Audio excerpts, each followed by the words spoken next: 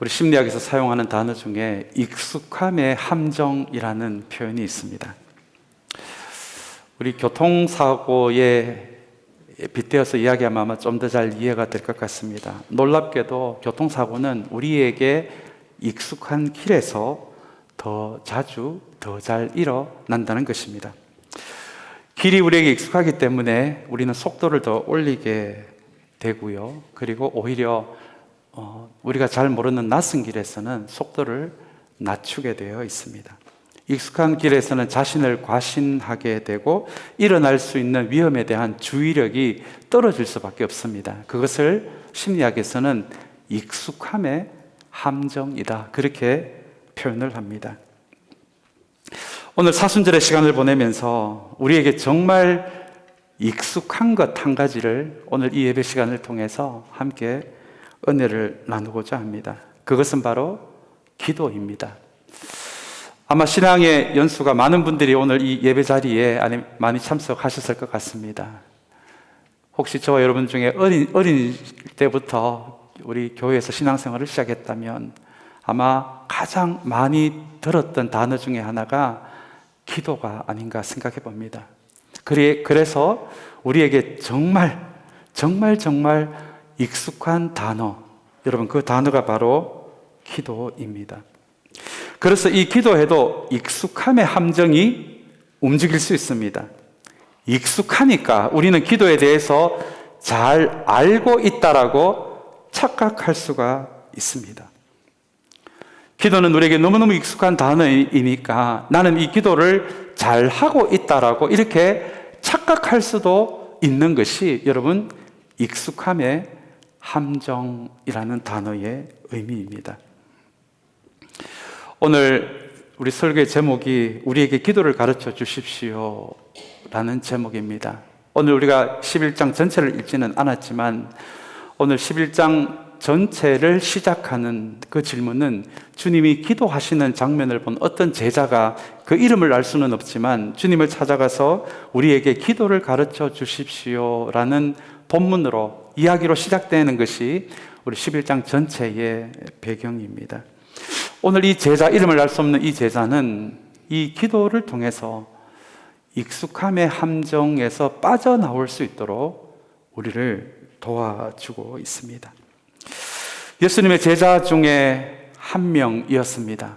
예수님이 간절히 기도하시는 모습을 지켜보고 나서 주님이 기도를 마치자 이 청년이 찾아가서 우리 주님께 부탁한 것이 우리에게도 기도를 가르쳐 달라라는 요청이었습니다. 그런데 여러분, 한번 잘 생각해 보시기 바랍니다. 그 요청을 한 제자는 유대인입니다. 예수님의 제자들은 모두 유대인이 아니었습니까? 유대인들은 구약 시절부터 하루에 3번 기도하는 것이 익숙한 사람들이었습니다. 아마 이 세상에 있는 모든 민족 중에 기도에 가장 익숙한 사람들, 그 민족이 누구냐라고 물으신다면 아마 유대인이 아닐까요?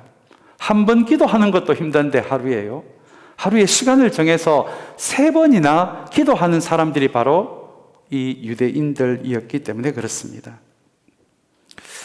그러면 이 기도에 가장 익숙했던 제자, 이름이 무엇인지는 알 수 없지만 그 제자가 자신의 익숙한 기도에 만족하지 않고 머무르지 않고 주님이 기도하시는 모습을 보고 찾아와서 주님, 우리에게도 기도를 가르쳐 주십시오. 이것이 11장 전체가 시작되는 배경입니다.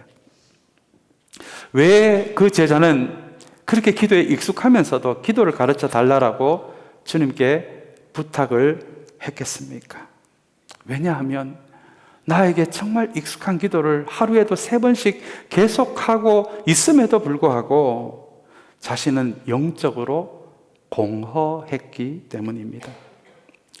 3번이나 기도를 하는데도 여러분, 공허합니다. 내 심령이 텅 빈 것 같습니다. 아무리 3번을 기도해도 내 영혼으로부터 올라오는 기도가 아니라 내 목과 입술로만 기도하는 것 같습니다. 참 이상하게도 죄를 지을수록 공허해질 뿐만 아니라 이렇게 3번이나 기도를 하고 있는데도 점점 메말라가고 공허해가는 자신을 발견한 것입니다. 그래서 그 제자는 익숙함에 머무르지 않고 주님께 와서 기도를 가르쳐 달라고 요청한 것입니다. 오늘 우리가 본문은 읽지는 않았지만 이 제자의 요청에 주님이 참된 기도가 어떤 기도인지 가르쳐 주시는데요. 그것이 바로 우리 11장 앞부분에 나오는 주기도문입니다. 그리고 주기도문에 이어서 참된 기도가 어떤 기도인지를 가르쳐 주는 우리 그 본문이 오늘 우리에게 익숙한 우리가 읽은 본문의 내용입니다. 이 제자의 마음은 자기에게 익숙한 하루 3번의 기도가 아니라 주님이 가르쳐 주시는 참된 기도를 통해서 다시 하나님을 발견하고 그 하나님께 연결되고 그 하나님 안에 있는 자신을 발견하고 싶은 그 갈망이 있었기 때문에 익숙한 기도에 머무르지 않고 아무리 해도 공허한 그 기도에 머무르지 않고 진짜 기도를 가르쳐 주십시오라고 주님께 부탁한 것입니다. 사랑하는 여러분, 저는 저의 신앙의 여정에 제가 특별히 좋아하는 단어들이 몇 개 있습니다.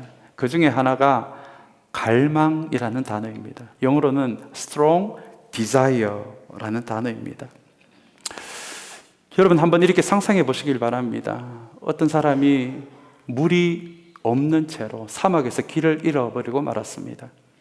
하루 정도는 물 없이 겨우겨우 살 것 같은데 하루가 지나고 3일, 4일, 5일, 6일 이렇게 하루하루가 지나도 길을 찾지 못하고 물을 그 긴 시간 동안 마시지 못한다면 여러분 그 사람의 머리에는 물 생각밖에 없을 것 같습니다. 그런 상황에서 무슨 좋은 집이 필요하겠습니까? 무슨 좋은 차가 필요하겠습니까? 무슨 명예가 필요하겠습니까? 오직 그 사람의 마음과 머리에는 물 생각밖에 나지 않을 것 같습니다. 여러분 그것이 갈망입니다. 내가 이 시간 너무너무 원하고 바라는 것, 여러분 그것을 갈망이라고 이야기합니다. 아마 주님을 찾아가서 기도를 가르쳐 달라고 했던 그 제자의 마음에도 움직였던 것이 여러분 이 갈망이 아닐까 생각해 봅니다. 익숙한 기도에 그냥 그 상태로 머무르고 그냥 그렇게 살 수도 있었지만 여러분 하나님께 연결되고 싶어서 내 인생 가운데 일하는 그 하나님을 발견하고 싶어서 그 제자는 주님을 찾아가서 그 영적인 갈망 때문에 그것을 억누르지 못하고 주님 우리에게도 진짜 기도를 가르쳐 주십시오라고 그렇게 부탁한 것입니다. 사랑하는 여러분, 사순절은 우리의 영혼의 불순물을 채우고 주님이 다시 우리에게 원하는 것을 우리의 영혼에 채우는 시간이 사순절입니다. 우리가 우리의 영혼에 채워야 할 것이 여러 가지가 있지만 사랑하는 여러분, 오늘 이 2025년도 사순절 시간을 통해서 더 깊은 기도로, 더 맑은 기도로, 더 우리를 자유케 하는 기도로 나아가고자 하는 그 갈망이 저와 여러분들을 가득 채우시기를 주님의 이름으로 간절히 축원합니다. 여러분, 우리는 선교적 교회 두 번째를 시작하면서 교인다운 교인, 교회다운 교회라는 그런 구호로 시작을 했습니다. 그런데 여러분, 교인다운 교인, 교회다운 교회가 그냥 되겠습니까? 여러분, 교회는 기술이 아닙니다. 요령이 아닙니다. 제가 좋아하는 영성가인 유진 피터슨은 이런 이야기를 하더라고요. 목회를 기술로 배우면 3주 만에 다 배울 수 있다라고 그렇게 이야기를 합니다. 모든 것을 기술로 대하고 요령으로 대하면 그것만큼 쉬운 것이 없습니다. 그러나 여러분, 기술로 요령으로 교인다운 교인, 교회다운 교회가 될 수 없습니다. 정말 교인다운 교인이 되고 싶다면, 교회다운 교회가 되고 싶다면 사랑하는 여러분, 우리에게 영적인 갈망이 있어야 합니다. 다시 한번 2025년 이 시간들을 통해서 정말 말씀과 성령으로 우리가 더 깊어지고 더 맑아지고 더 자유하게 되고자 하는 이 주님의 제자, 이름을 알 수 없는 그 제자 안에 그 갈망들을 지켜보면서 다시 한번 우리 안에도 그 갈망이, 그 열망이, 영적인 열망과 갈망이 가득가득 채워지는 이 사순절의 시간이 되시기를 간절히 소망합니다. 이 제자의 요청에 주기도문을 가르쳐 주시고, 그리고 오늘 이어서 우리가 읽은 이 말씀의 내용으로 참된 기도에 대해서 계속 가르쳐 주시는데요. 우리 먼저 9절 말씀 한번 보겠습니다. 이거는 뭐 교회 다니지 않는 사람들도 알고 있다는 말씀이기도 합니다. 우리 9절 말씀 한번 같이 읽겠습니다. 내가 너희에게 말한다. 구하여라. 그리하면 너희에게 주실 것이다. 찾아라. 그리하면 찾을 것이다.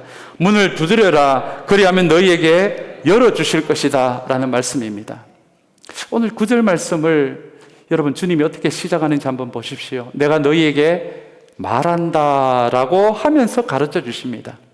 여러분, 내가 너희에게 말한다, 이거는 강조입니다. 우리도 보통 우리의 자녀들에게 혹은 우리 주변 사람들에게 내가 말하는 것을 강조하기 위해서 이렇게 말하지 않습니까? 지금부터 내가 말하는 거 잘 들어야 된다, 잘 들어야 된다. 여러분, 그 뉘앙스가 내가 너희에게 말한다입니다. 그 다음에 나오는 내용이 참된 기도를 배우는데 너무너무 중요하니까 절대로 귓등으로 들으면 안 된다. 내가 너에게 말한, 지금부터 말할 이 내용을 진짜 바르게 듣고 제대로 듣고 우리의 인생을 걸고 깊게 들어야 한다. 정말 참된 기도를 배우기 위해서는 이 내용이 너무너무 중요하다. 여러분, 이것이 내가 너희에게 말한다입니다. 도대체 이 기도가, 우리에게 익숙한 이 기도가 어떤 기도이길래 주님은 이렇게까지 말씀하고 계신 것입니까? 그리고 우리에게 익숙한 우리 세 단어가 등장합니다. 구하여라, 찾아라, 그리고 문을 두드려라 입니다. 우리 한국말 성경에는 구하여라, 찾아라, 두드려라로 되어 있지만 영어 성경에 보시면은 그 앞에 keep on이 붙어 있습니다. 그냥 구하는 것이 아니라 계속해서 구해라. 그냥 찾아라가 아니라 너의 인생, 살아있는 그 인생 평생 동안 찾아라. 그리고 급할 때만 와서 두드리지 말고 너의 인생 살아있는 동안에 계속해서 문을 두드려라. 그렇게 영어 성경에는 그렇게 되어 있습니다. Keep on asking, keep on seeking, keep on knocking. 그렇게 영어 성경은 말하고 있습니다. 여러분, 이게 무슨 의미입니까? 1차적으로는 급할 때만 주님을 찾지 말라는 것입니다. 평소에도 아무 일이 없어도 그때도 주님께 구하고 찾고 두드리는 것을 잊어서는 안 된다는 말씀입니다. 저도 한때 이렇게 신앙생활을 했던 것 같습니다. 급할 때만요, 평안할 때, 편안할 때, 아무 일도 없을 때는 주님께 그렇게 기도하지 않았던 것 같습니다. 그래서 저의 기도는 급할 때만 하는 기도였습니다. 그런데 오늘 주님은 오늘 이 keep on이라는 이 단어를 통해서 우리에게 말하고 있는 것처럼 기도는 급할 때만 하는 것이 아니라 계속해서 구하고 찾고 두드리는 것이 기도다라고 지금 가르쳐주고 계신 것입니다. 우리 주님이 기도를 어떻게 하셨는지를 보여주는 너무너무 중요한 말씀이 누가복음에 등장하는데요. 누가복음 22장 39절의 말씀입니다. 우리 이 말씀 한번, 너무 중요한 말씀입니다. 한번 같이 읽어보실까요? 예수께서 나가시어 늘 하시던 대로 올리브산으로 가시니 제자들도 그를 따라갔다라는 말씀입니다. 여기에서 예수님의 기도가 어떤 기도였는지를 말해주는 단어가 늘 하시던 대로입니다. 개역개정에는 습관을 쫓아라는 단어로 되어 있습니다. 주님은 어떤 상황에도 상관없이 늘 하시던 대로 하나님 앞에 앉아 계셨다는 것입니다. 사복음서를 가만히 보시면 엄청난 기적이 일어나고 나서도 늘 하시던 대로 하나님 앞에 잠잠히 앉아 기도하셨습니다. 심지어 우리 십자가에 달리시는 날, 로마 병정에게 잡히신 그날도 직전에는 기도하고 계셨습니다. 주님이 어떤 기도를 하셨습니까? 라고 물으신다면 여러분, 그것을 가장 잘 말해주는 것이 누가복음 22장 39절입니다. 주님은 어떤 상황과 환경에 상관없이 늘 하시던 대로 기도하셨다라고 성경은 우리에게 가르쳐주고 있습니다. 여러분, 그것이 keep on asking, keep on seeking, keep on knocking이 이야기하는 오늘 주님이 가르쳐주시는 참된 기도의 첫 번째 모습입니다. 또 한 가지 우리에게 참된 기도를 가르쳐주시는 구절의 말씀을 통해서 우리가 기억해야 할 것은 이 구하고 찾고 두드리는 것이 내가 원하는 것을 주님께 받아내는 과정이 아니라는 것입니다.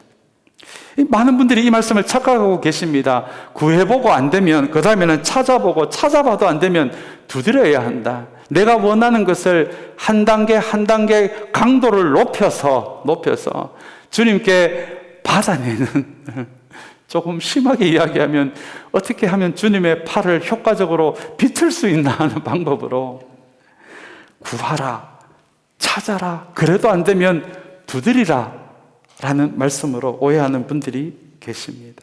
여러분, 그렇지 않습니다. 주님이 말씀하시는 이 참된 기도의 방식인 이 세 단어는 이것이 내가 원하는 것을 받아내는 과정이 아니라 하나님을 내 모든 존재를 다해서 갈망하는 강도를 이야기합니다. 여러분, 구하는 것은 우리의 입으로 하는 것입니다. 찾는 것은 우리의 마음의 영역입니다. 마음으로 내가 정말 원하는 것을, 간절히 원하는 것을 찾는 것이라고 그렇게 주님은 표현하십니다. 두드리는 것은 기도대로 살아가는 우리의 삶을 의미합니다. 행동을 의미합니다. 기도할 수밖에 없는 상황 속에서 내가 가만히 있는 것이 아니라 여러분, 구하고 찾고 두드리는 이 과정을 통해서 내 입을 통해, 내 마음을 통해, 내 삶을 통해 하나님을 계속해서 찾아가는 그 과정이 구하라, 찾아라, 두드리라 라는 이 세 단어의 의미입니다. 사랑하는 여러분, 결국 기도의 끝은 이미 내가 하나님 안에 있게 된 사람이라는 것을 발견하는 것이 아닙니까? 그렇다면 참된 기도는 나의 모든 삶의 과정에서 우리 주님이 어떤 상황에서도 늘 하시던 대로 기도를 하셨던 것처럼 나에게 좋은 일이 있든 내 마음을 아프게 하고 내 마음을 화나게 하는 그런 상황이 이어진다라고 할지라도 나의 온 존재를 통해서 구하고 찾고 두드리는 과정을 통해서 내가 처한 상황에서 하나님을 찾고 하나님을 발견하라라는 그 단어가 구하라, 찾아라, 두드리라라는 이 세 단어의 의미라는 것입니다. 다윗은 이 기도의 의미를 알았습니다. 그래서 다윗은 시편에서 하나님께 기도하는 것을 하나님의 얼굴을 찾는다라는 표현으로 그렇게 고백을 합니다. 우리 시편 105편 4절 말씀을 한번 같이 읽어볼까요? 우리 이 말씀 한번 같이 읽겠습니다.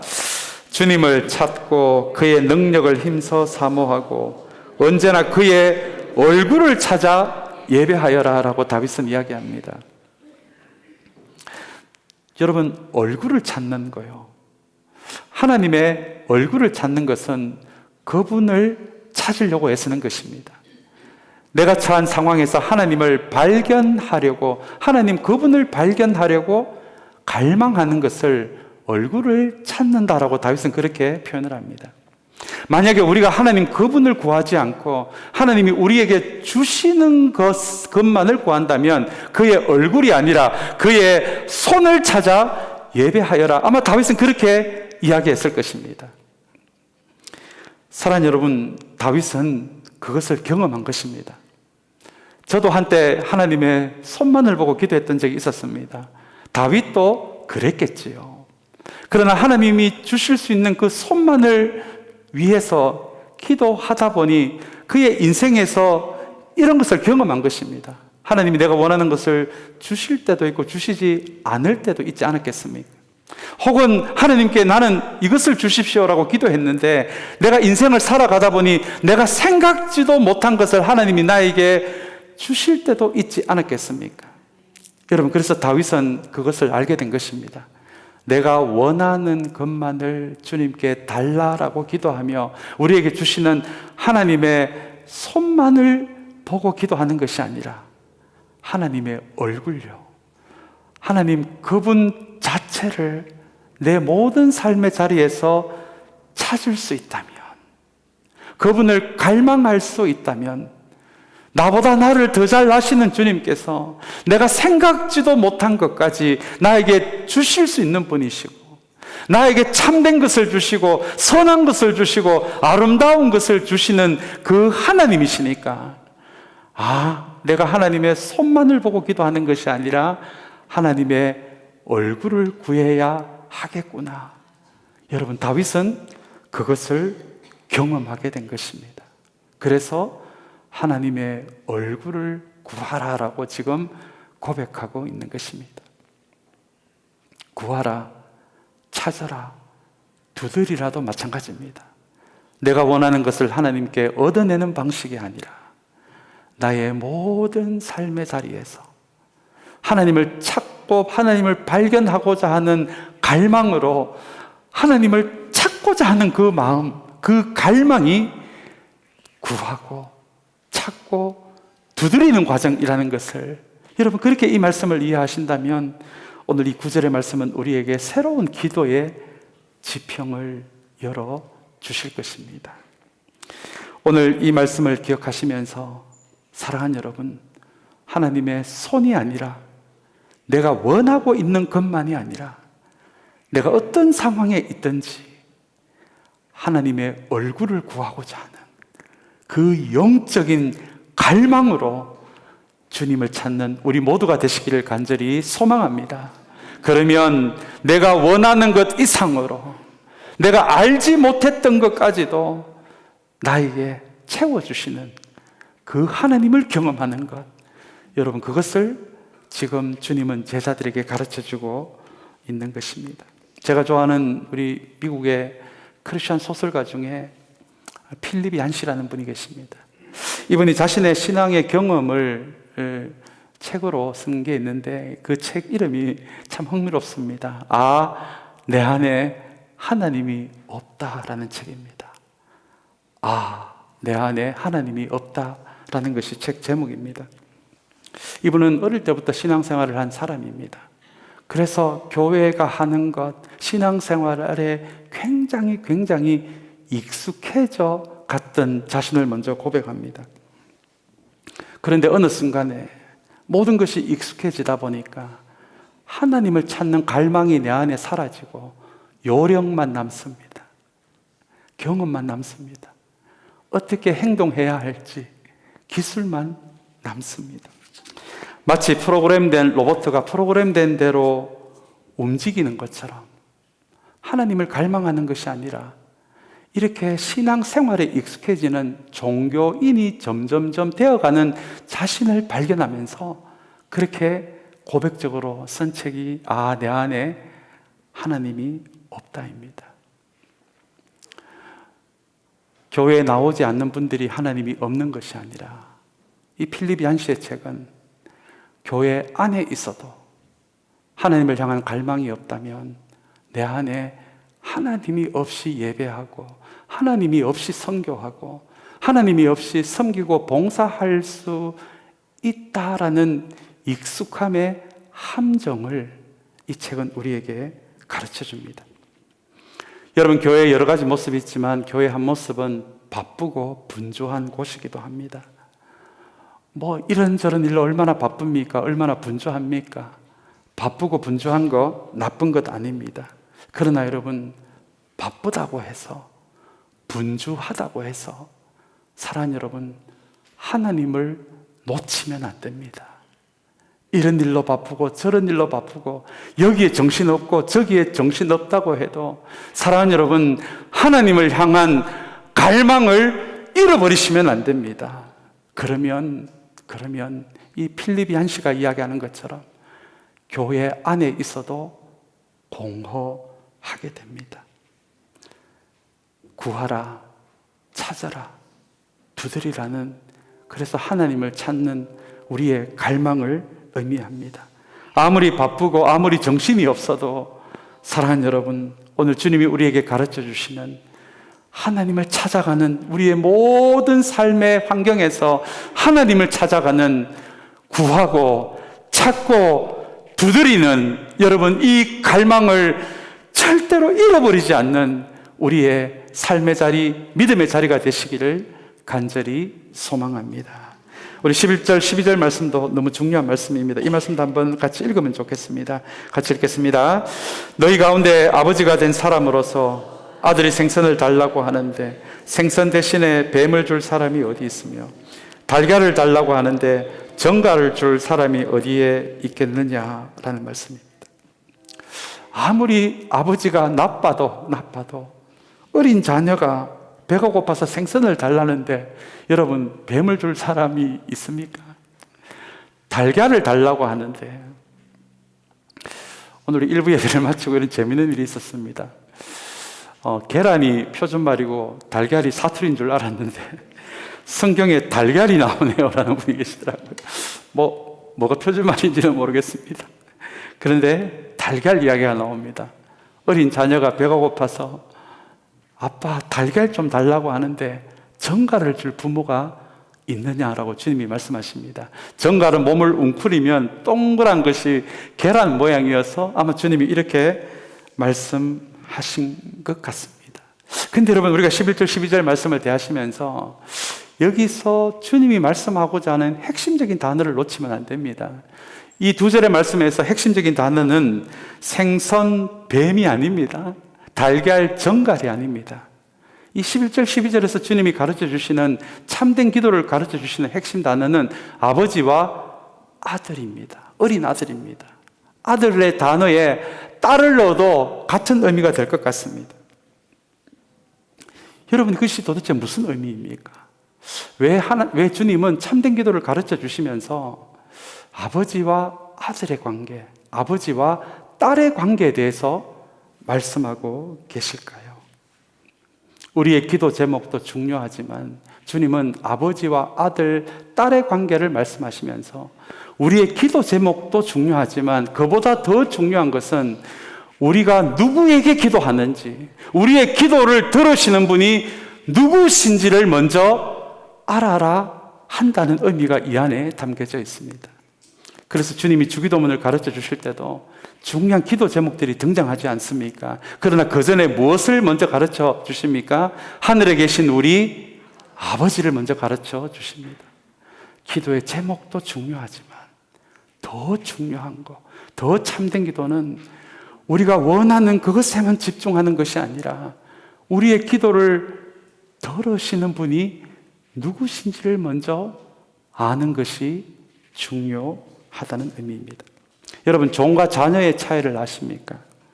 종은 일하고 그 대가를 받는 사람입니다. 그래서 손해를 보는 것을 견디지 못합니다. 그래서 종으로 살아가는 사람들은 늘 계산을 합니다. 손해보는 것을 너무너무 힘들어합니다.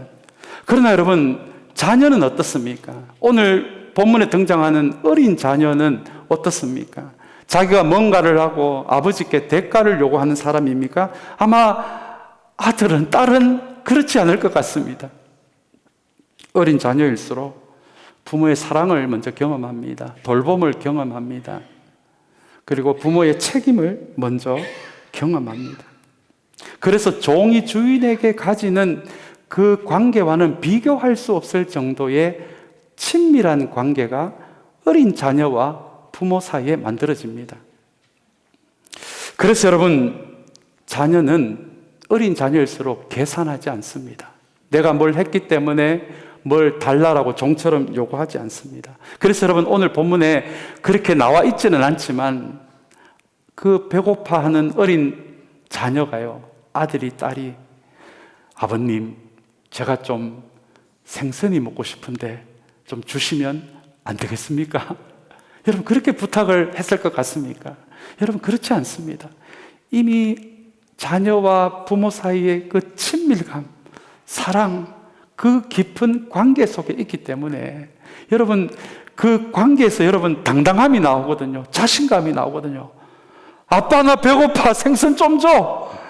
달걀 좀 줘. 그렇게 여러분 말하지 않았겠습니까? 이 어린 자녀가 성장하게 되면 부모의 마음을 알게 되고 그 마음을 헤아리는 사람이 되지 않겠습니까? 그리고 어느 시점에는 부모를 위해서 내가 가진 것을 좀 손해봐도 괜찮은 사람이 되지 않겠습니까? 여러분, 그것이 바로 종과 자녀의 차이입니다. 여러분들은 종으로서 예배하십니까? 종으로서 기도하십니까? 종으로서 섬기고 계십니까? 아니면 자녀로서 섬기고 계십니까? 자녀로서 예배하고 계십니까? 자녀로서 기도하고 계십니까? 우리 누가복음 15장에는 탕자 이야기가 나옵니다. 성경이 말하는 탕자는 아버지보다 아버지가 가지고 있는 것에 관심 있는 아들을 탕자라고 이야기합니다. 그래서 그 아들은 아버지께 유산을 받고는 먼 나라로 가버립니다. 여김없는 탕자의 모습입니다. 근데 여러분, 집안에 큰아들이 있습니다. 큰아들은 아버지를 떠나지 않았습니다. 그러나 둘째 아들이 돌아와서 잔치하는 것을 보고 이 큰아들이 아버지에게 화가 나서 하는 이야기가 있습니다. 우리 누가복음 15장 29절인데요. 내가 몇 해 동안 아버지를 위해 일해왔거늘. 근데 영어 성경에 보시면 I have slaved 라는 단어로 되어 있습니다. 나는 아버지를 위해 노예처럼 일했다는 것입니다. 여러분, 이 큰아들의 문제가 뭔지 아십니까? 집을 떠나지는 않았지만 아버지와 아들이, 첫째 아들은 아버지와 아들의 관계가 아니라 아버지와 종의 관계로 그렇게 살았던 것입니다. 그래서 영성가들은 이 첫째 아들도 집안의 탕자라고 이야기합니다. 저와 여러분들도 마찬가지입니다. 하나님과 여러분들 관계가 하나님과 자녀의 관계가 아니라 종의 관계가 되어서 주님의 몸된 교회를 위하여 수고하면서도 손해를 따지고 이익을 따지고 계산을 따지고 조금만 내가 자존심이 상하고 조금만 내가 화가 나도 견딜 수 없다면 여러분, 저와 여러분들은 종으로서 살아가고 있는 것입니다. 자녀는 어떤 차이가 있는지 아십니까? 내가 좀 손해보고 자존심 상해도 하나님 때문에 손해보는 거, 그거 기쁨으로 받아들입니다. 그거 괜찮다고 생각합니다. 아버지를 위한 것이기 때문입니다. 오늘 주님은 이야기를 통해서 우리가 기도하는 그 내용도 중요하지만 우리는 하나님과 아들과 딸의 관계로 기도하느냐 아니면 종의 모습으로 기도하느냐를 우리에게 묻고 계십니다. 사랑하는 여러분, 이 예배 자리에 나온 우리 모든 믿음의 식구들, 우리 모두는 하나님의 종과 노예가 아니라 하나님의 아들이고 하나님의 딸이라는 것을 기억하는 우리 모두가 되시기를 간절히 소망합니다. 아무리 악한 부모도 아들이, 딸이 뭘 달라고 하면 주는 것처럼 지금 이 악한 부모가 아니라 우리의 근원이 되시고 우리의 구원자가 되시는 하나님, 그 하나님을 아버지라고 부르는 저와 여러분 자녀가 구하는 것을 기쁨으로 주지 않겠느냐. 여러분, 하나님께 정말 필요한 거 있으면 당당하게 주님께 요청하십시오. 자신감 있게 요청하십시오.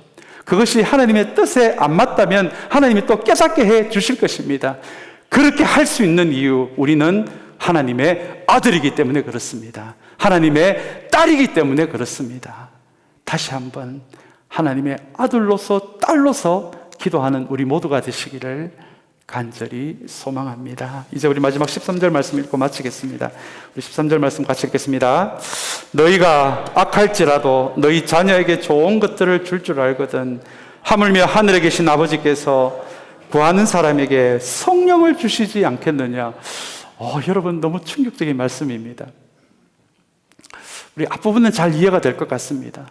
하물며 하늘에 계신 아버지께서 구하는 사람에게 뭐를 주신다고요? 성령을 주시지 않겠느냐.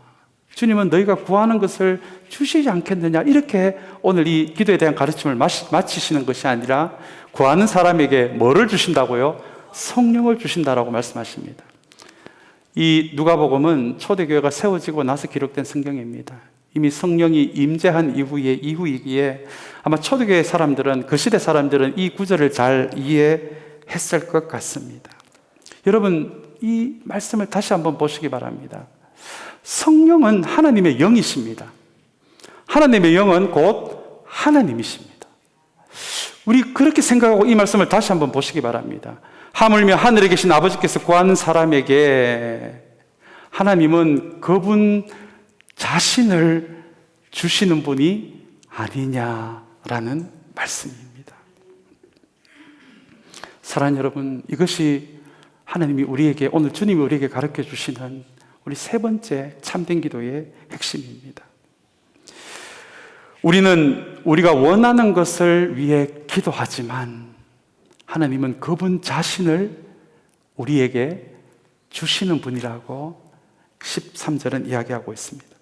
우리가 누군가를 위해 기도하지만 하나님은 그 누군가를, 우리가 기도하는 그 누군가를 창조하신 그분 자신을 우리에게 주시는 분이라는 의미입니다. 무엇을 달라고 하면 그분은 우리가 달라고 하는 모든 것의 근원이 되시는 그분 자신을 우리에게 주시는 분이시라는 의미입니다. 하나님, 제가 이런 상처가 있습니다. 저를 좀 위로해 주십시오라고 기도하는데 하나님은 위로만 주시는 것이 아니라 위로의 근원이 되시는, 위로자가 되시는 그분 자신을 우리에게 주시는 분이시라는 의미가 바로 13절의 말씀입니다. 그래서 여러분, 이 말씀은 하나님이 주시는 것과 하나님을 혼동하지 말라는 것입니다. 우리가 원하는 것에 우리가 너무 마음을 뺏겨서 그분 자신을 우리에게 주시기를 원하시는 하나님을 놓쳐서는 안 된다라는 말씀이 사랑하는 여러분 13절의 말씀입니다. 우리가 원하는 게 왜 없겠습니까? 우리의 기도 제목이 왜 없겠습니까? 그러나 하나님은 그분 자신을 우리에게 주시는 분이시니 우리가 원하는 것만에 우리의 마음을 뺏기는 것이 아니라 우리가 원하는 것 그 이상으로 그분 자신까지도 우리에게 주시는 그 하나님께 기도하는 그 기도가 참된 기도다라는 가르침으로 오늘 말씀이 마무리가 됩니다. 오늘 이 말씀을 기억하시면서 사랑하는 여러분, 다시 한번 저와 여러분들 가운데 우리에게 익숙한 기도에 머무르지 마시고요, 그 마음에 하나님과 연결되고 싶은, 하나님을 발견하고 싶은 그 갈망으로 기도를 좀 가르쳐 주십시오라고 한 제자처럼 사랑하는 여러분, 그 영적인 갈망이 우리 안에 회복이 되고 2025년 이 사순절 기간에 다시 한번 우리가 기도할 것이 많이 있지만 그분 자신을 우리에게 주시는 하나님 안에 있는 것만으로도 사랑하는 여러분 충분하다는 것을 잊지 않는 우리 모두가 되시기를 간절히 소망합니다. 한번 저를 따라해 주시기 바랍니다. 하나님만으로 충분합니다. 우리 그 마음을 담아 이 찬양을 주님께 올려드리기를 원합니다.